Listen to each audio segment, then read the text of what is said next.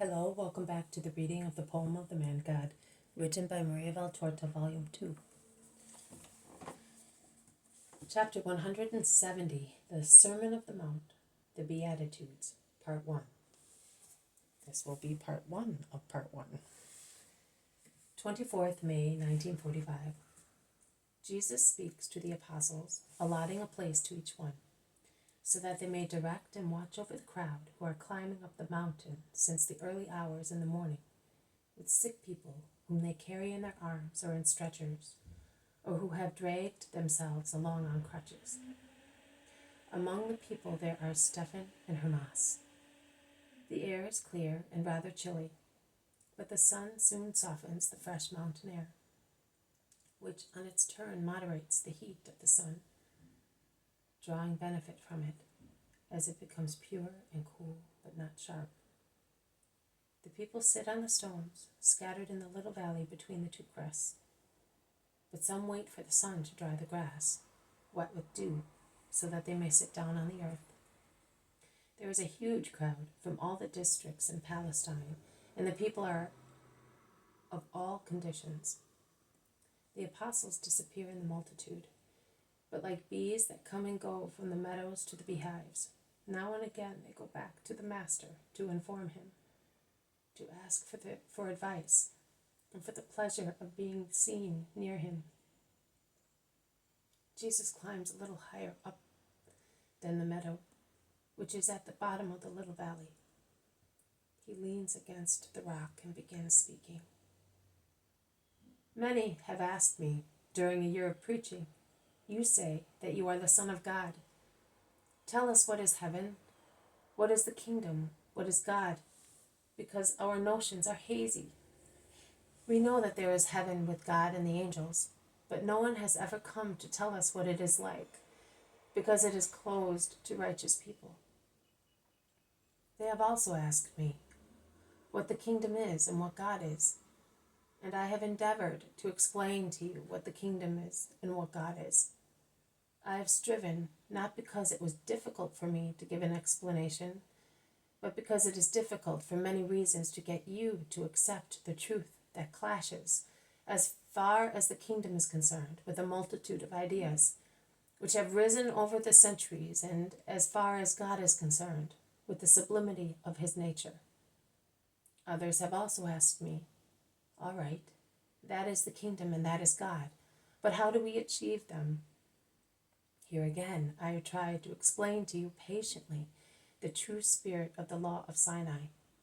Who abides by that spirit conquers heaven. But to explain the law of Sinai to you, it is necessary to make you hear the loud thunder of the lawgiver and of his prophet, who, while promising blessings to obedient believers, threaten terrible punishments and maledictions to those who disobey. The epiphany of Sinai was frightful, and its dreadfulness is reflected in the entire law, and has been reflected throughout centuries and in all souls. But God is not only a legislator, God is a father, and a father of immense goodness. Probably, nay, certainly, your souls are not in a position to rise and contemplate the infinite perfections of God and his goodness least of all, because goodness and love are the rarest virtues among men. The reason is that your souls are weakened by original sin, by passions, by your own sins, by your own selfishness and the selfishness of other people. The former closes your souls, the latter irritates them. Goodness, how sweet it is to be good, with no hatred, no envy, no pride. How sweet it is to have eyes that look only for love, and hands that stretch out only in gestures of love, and lips that utter only words of love, and a heart, above all, a heart that, full only of love, urges eyes, hands, and lips to acts of love. The most learned amongst you know with which gifts God has enriched Adam, both for himself and for his descendants. Also the most ignorant amongst the children of Israel know that there is a soul in us.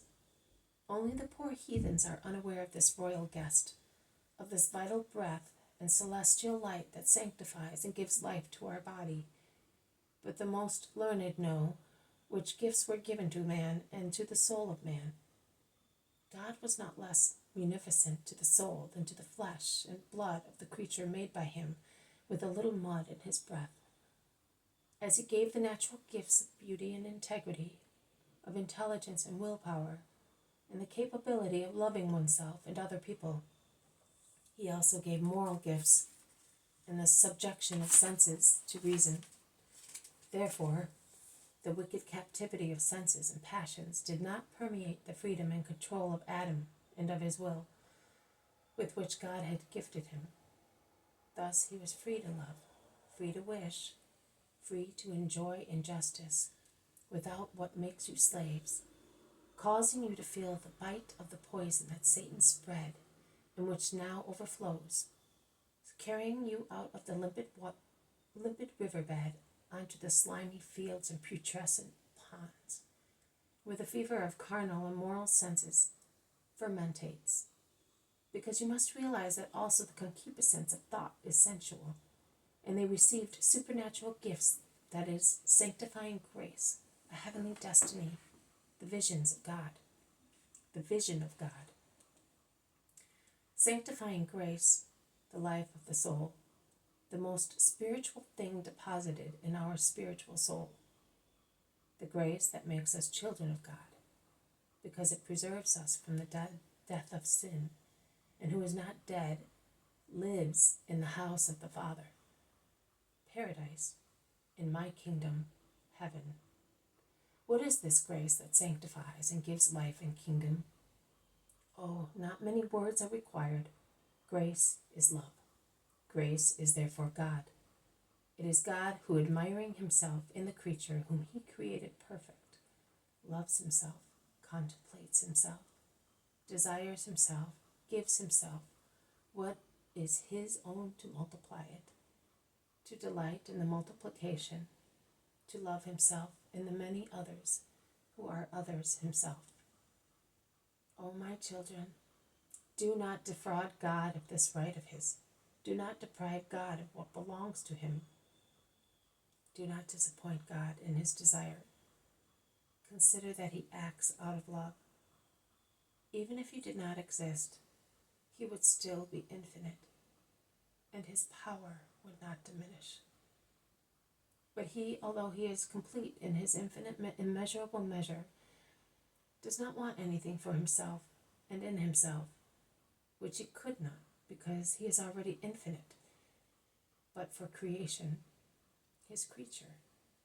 He wants to increase his love for all rational creatures contained in creation, and therefore gives you his grace, love, that you may carry it in yourselves to the perfection of saints.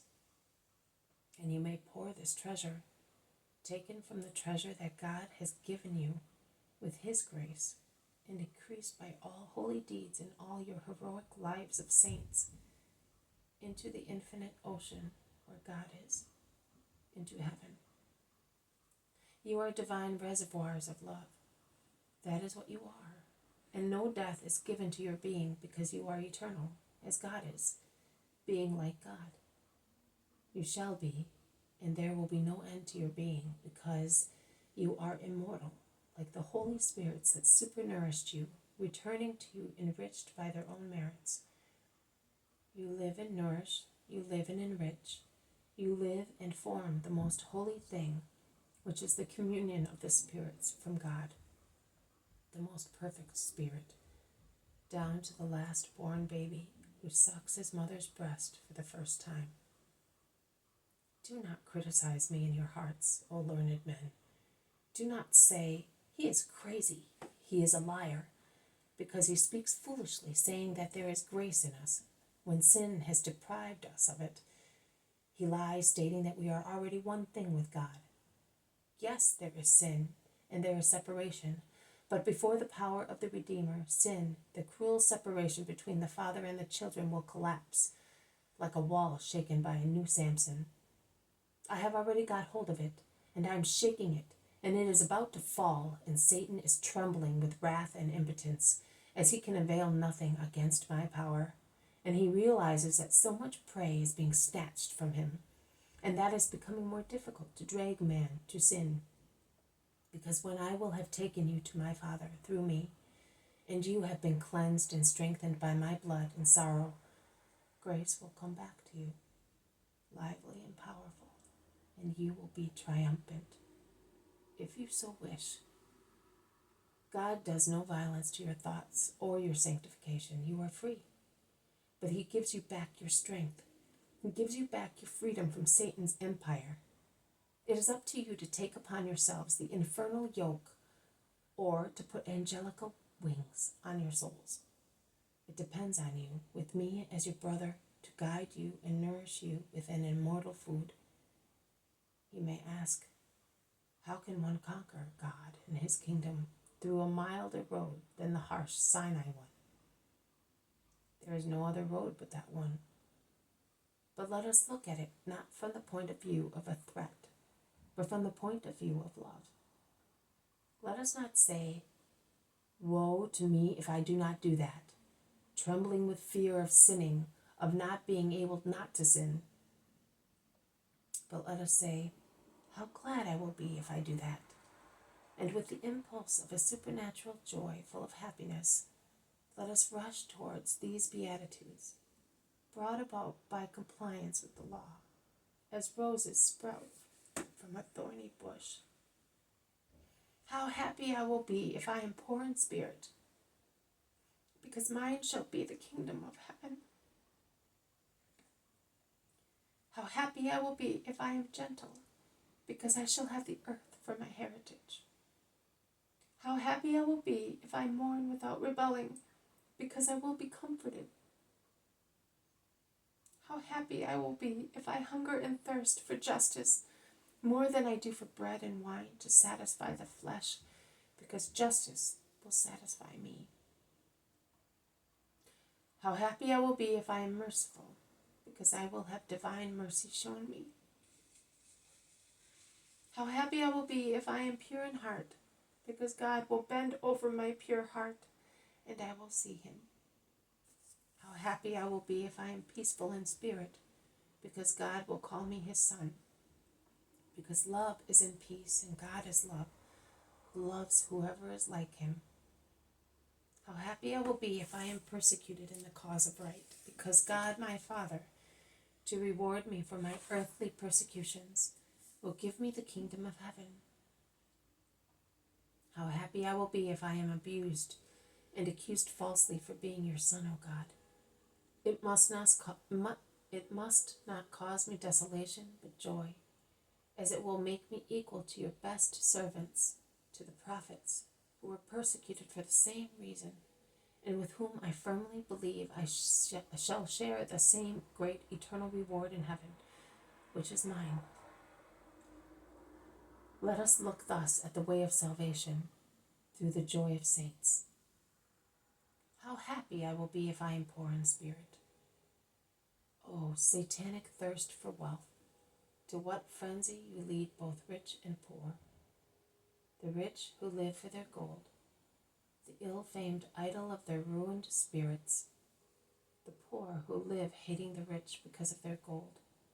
And even if they do not murder them physically, they curse the rich, wishing them all sorts of evil. It is not enough not to do evil. One must not even wish to do it. He who curses, wishing calamities and death, is very like him who kills physically, because he wishes the death of the person he hates. I solemnly tell you that such a wish is like an action held back. It is like a fetus conceived in a womb and formed, but not yet ejected. A wicked desire corrupts and ruins man, because it lasts longer than a violent action and is deeper than the action itself. If a rich man is poor in spirit, he does not sin for the sake of his gold, but he turns his gold into sanctification, because he turns it into love. Loved and blessed, he is like spring water that saves travelers in a desert, and he gives generously without avarice. happy to be able to relieve desperate situations. If he is poor, he is happy in his poverty, and eats his bread, which is sweetened by the joy of being free from the thirst of gold. He sleeps free from nightmares, and gets up well rested for his tranquil work, which is always light when done without greed or envy. What makes man materially rich is gold. What makes him morally rich are his affections. Gold comprises not only money, but also houses, fields, jewels, furniture, herds, everything. In other words, that which makes life wealthy materially. Affections include blood or marriage ties, friendship, intellectual soundness, public offices. As you can see, if for the first group a poor man could say, "Oh, as far as I am concerned, providing I do not envy those who are rich, I am all right, because I am poor, and thus I am settled by force of circumstances." With regard to the second group, also a poor man must be careful, because also the poorest man can become sinfully rich in spirit. Who is immoderately attached to a thing commits a sin. This has been a reading from the poem of the Man God, written by Maria Valtorta, Volume 2, Chapter 170, Part 1, The Sermon of the Mount, the Beatitudes, Part 1. Thank you for listening. I will see you tomorrow. May God bless you, and may peace be with you.